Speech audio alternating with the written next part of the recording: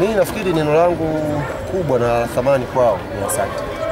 Walichokifanya ni mapenzi yao kwa klabu yao, mapenzi yao kwa viongozi wao. Hakuna mahala popote ambako nilisema wanachama naombeni mnichangie, lakini kwa mahaba yao wakaniambia, mwenyekiti, sisi tutakuchangia hiyo fine, tutakwenda kuilipa kwa sababu tunaamini kosa walifanya ni kosa katika kuipambania klabu yetu.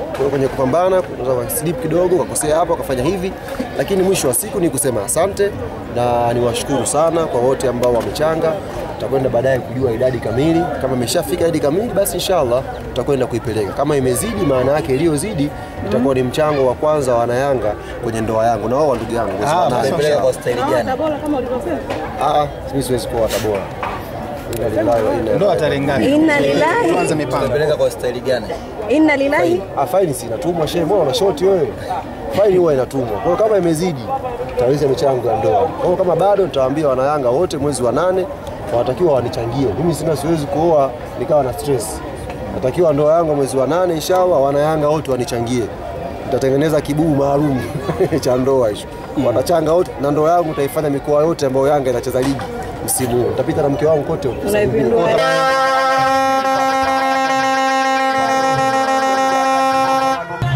Kutakuwa kuna kapu la Ali Kamwe.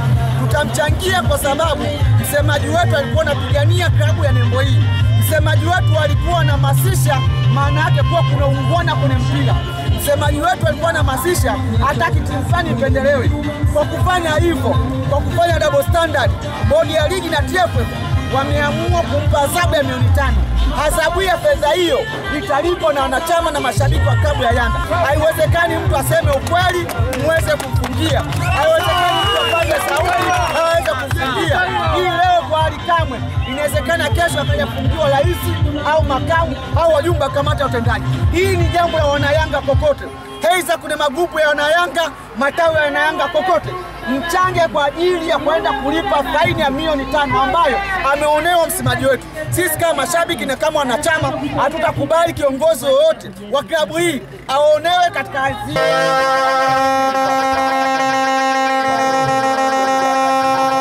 Tutachanga hiyo milioni 5. Hii kuonesha mwambia TFF haya dhuluma mnayofanya, hii aibu ambayo mnatutendea, Mungu aruhusu na mashabiki wa Yanga hata ruhusu. Shukrani ndugu yangu.